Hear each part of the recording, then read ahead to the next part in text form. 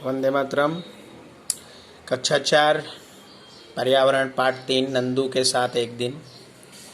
समझ ही गए होंगे नंदू कौन है। जी हाँ, हाथी का बच्चा। आज हम लोग पाठ 3 देखेंगे। नंदू हाथी का बच्चा है। वो सो रहा था, अचानक वो जागा। उसे पता ही नहीं चला कि वो कहाँ है। उसे लगा कि वो बड़े बड़े मोटे मोटे वृक्षों के तनों के बीच घिरा हुआ है। वो बेचैन हो गया और वहाँ माँ थी। उसे जो तना लग रहा था वो हाथियों के पैर और सूंड थे। समझ में आया? यानी नंदू सो रहा था, जो हाथी का बच्चा है, और वो अचानक जागा और उसे पता ही नहीं चला कि वो कहाँ पर सो रहा था। जब उसे की आँख खुली तो उसने देखा कि बड़े बड़े मोटे मोटे वृक्ष के तने के बीच में वो है, और उसके अंदर बेचैनी सी होने लगी। अरे हम कहाँ आ गए। वहाँ पर उसकी माँ भी थी। उसे जो तना लग रहा था वो हाथियों के पैर और सूंड थे, यानी वो अपने माँ के पास ही था। नंदू की नानी हथिनियों के झुंड में सबसे बुजुर्ग थी। कह रहे कि जो नंदू की नानी है वो सबसे ओल्ड थी, बूढ़ी थी। दोपहर होते ही वे चिंगाड़ी और जंगल में जाना शुरू किया। अन्य हाथिनियों उनके पीछे चल दी। नंदू भी उनके साथ चल दिए। यानी जो हाथी होते हैं वो भी झुंड में चलते हैं, एक उनका ग्रुप होता है। और जो बुजुर्ग हाथी है वो आवाज़ दिया और सभी हाथी उसके पीछे चल दिए। अब ये लोग जंगल की तरफ जा रहे हैं। झुंड जंगल में गया। सभी जो हथिनियाँ हैं अलग अलग स्थानों पर गईं। भिन्न भिन्न वृक्षों के पत्ते और डालियाँ खाने लगे, और वहाँ पर जाकर इन्होंने अपना भोजन लेना शुरू किया। इसके बाद सभी नदी पर गए। यानी जब उनका खाना पीना हो गया तो वो लोग नदियों पर जाकर, बच्चों को पानी में मौज आ गई। नंदू की माँ पानी और कीचड़ में पड़ रही थी। अब वहाँ पर जाकर ये लोग नहा रहे थे। वहाँ पे नंदू भी था। उसको बहुत मज़ा आया, मतलब मज़ा आया नहाने में। नंदू की माँ पानी और कीचड़ में भी पड़ी हुई नहा रही थी। ये देखिए हाथी का चिन्ह है, और वो नदी में कैसे नहा रहे हैं। बच्चों, क्या आप जानते हो कि एक बड़ा हाथी एक दिन में कितना खाता है? तो एक बड़ा हाथी एक दिन में 100 किलोग्राम ज़्यादा पत्ते और झाड़ियाँ खा सकता है। हाथी बहुत ही कम आराम करता है। वो एक दिन में केवल 2 से 4 घंटे ही सोता है। समझ में आ रहा है? यानी एक दिन में केवल 2 से 4 घंटे ही सोता है हाथी। हाथी को पानी और कीचड़ से खेलना बहुत भाता है, मतलब बहुत पसंद है उसे पानी कीचड़ खेलना। उससे उसके शरीर को ठंडक मिलती है। वैसे उसके कान भी पंखे की तरह होते हैं। गर्मी लगने पर हाथी अपने कान हिलाकर हवा करता है, यानी अपने कानों को वो हिलाता है जिससे उसको हवा मिलती है। तो आपने सीखा कि हाथी कितना खा सकता है। 100 किलोग्राम जितना खाता है एक दिन में, और सबसे कम आराम करता है, यानी 2 से 4 घंटे ही सोता है। और क्या पसंद है उसको? कीचड़ और पानी में खेलना। और इसलिए कैसा करता है कि उसको गर्मी लगती है तो उससे ठंडक मिलती है। साथ ही साथ जब उसे गर्मी लगती है तो वो अपने पंखों का, यानी उसके जो कान हैं, वो उसको हिलाकर हवा लेता है। आइए बच्चों, पता करते हैं कि नंदू सिर्फ 3 महीने का है, लेकिन उसका वजन 200 किलोग्राम है। यानी जो हाथी का बच्चा है वो है तो सिर्फ 3 महीने का, लेकिन उसका वजन 200 किलोग्राम है। तो आपका वजन कितना है बच्चों? मान लीजिए आपका वजन है 20 किलो, तो आपका वजन नंदू के वजन से कितने किलोग्राम कम है? तो आपका वजन नंदू से 10 किलो, यानी 10 गुना कम है। तो 20 दाम 200, यानी 10 गुना कम है कि नहीं? आपकी उम्र के कितने बच्चों का वजन मिलाकर नंदू के वजन के बराबर होगा? तो आप अपने वजन और आपके कितने और बच्चे हो जाएंगे। मान लीजिए आपका वजन 20 किलो है, तो और कितने बच्चे मिलकर नंदू के वजन के बराबर होंगे, ये आप यहाँ लिखिए। यानी आप एक हैं 20 के बराबर, ठीक है? तो 20 का पहाड़ा बोलिए 8 बार, 20 अट्ठे 200, यानी 8 बच्चे और मिलेंगे। यानी एक आप और 7 बच्चे और, कुल 8 बच्चे मिलकर नंदू के बराबर होंगे।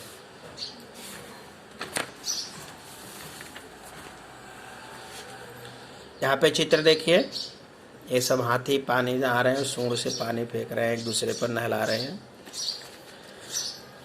नंदू ने अपने भाई बहनों को एक दूसरे की पूंछ खींचते हुए देखा। उसने सोचा कि मैं बहुत छोटा हूँ, कहीं ये सब मेरे ऊपर न गिर जाएं।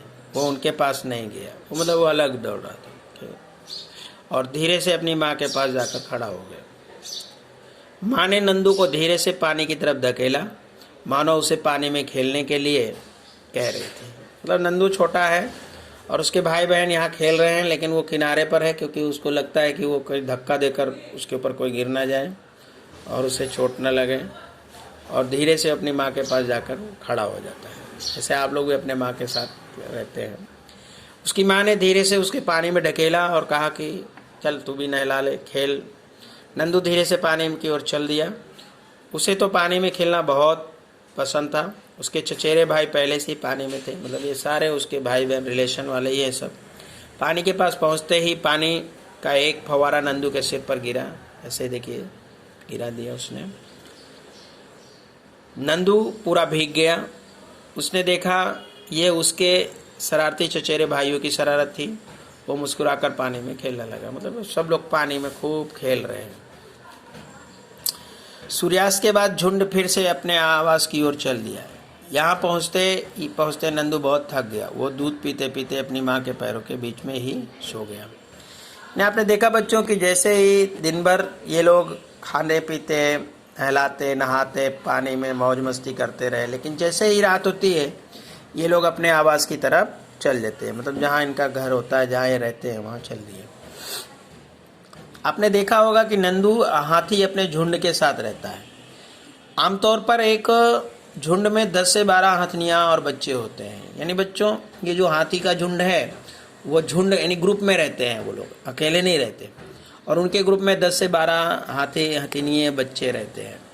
झुंड की सबसे बड़ी बुजुर्ग हथनी पूरे झुंड की नेता होती है, वो लीडर होती है। वो हाथी 14 से 15 साल तक ही झुंड में रहते हैं, फिर से वे झुंड छोड़ देते हैं और अकेले रहते हैं। नंदू भी जब 14-15 साल का हो जाएगा तो अपना झुंड छोड़कर चला जाएगा। यानी हाथी कितने साल झुंड में रहते हैं? तो 14 से 15 साल। और वे अपना झुंड कब छोड़ते हैं? जब वे 14 से 15 साल के हो जाएंगे तो वे अपने झुंड को छोड़ देंगे। हाथियों की तरह ही और भी कुछ जानवर समूह में एक साथ रहते हैं। जानवरों के ऐसे समूह को झुंड कहते हैं। झुंड में रहने वाले जानवर मिलजुल कर सभी काम करते हैं, जैसे खाने की तलाश में घूमना, खेलना और नहाना।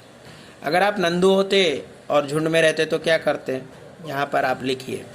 बच्चों, आप सोचिए कि जिस तरह से नंदू है वो अपने ग्रुप में रहता है, अपने समूह में रहता है, उनके साथ खेलता है, उनके साथ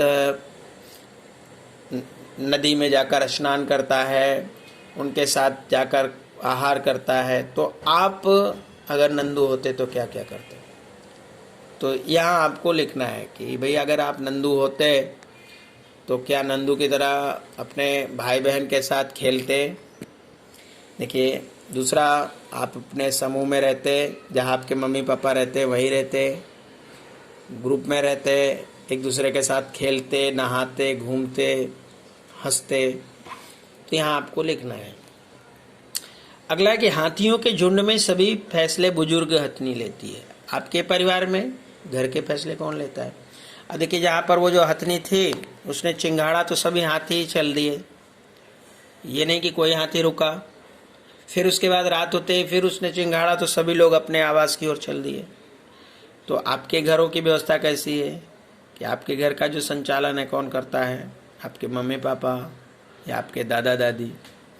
क्या उनका कोई कहना मानता है कि नहीं मानता? जैसे आप हैं, आप मान लीजिए स्कूल में आते हैं तो स्कूल का लीडर कौन होता है? आपके सर। तो जो सर बोलते हैं वो सबको करना पड़ता है। उसी तरह से आपके घर का जो लीडर है वो कौन है? आपके घर के जो बड़े फैसले हैं कौन लेता है? वो यहाँ लिखिए। नंदू वो सब करता है जो उसे पसंद है। यदि आपको अपने मित्रों के साथ एक पूरा दिन बिताने के लिए मिले तो आप क्या क्या करेंगे? यहाँ पर आप लिखिए कि आपको अपने मित्र के साथ एक दिन पूरा मिला है तो आप क्या करेंगे।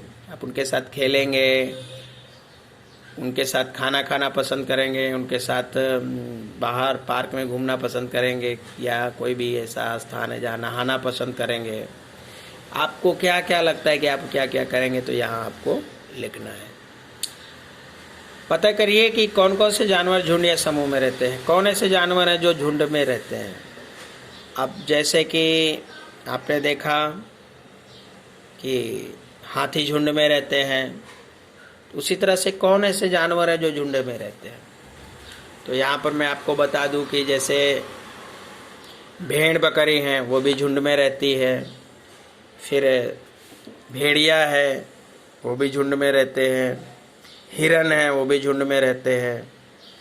ठीक है। और कुछ और ऐसे जानवर के नाम आप ढूंढिए जो यहाँ झुंड में रहते हैं।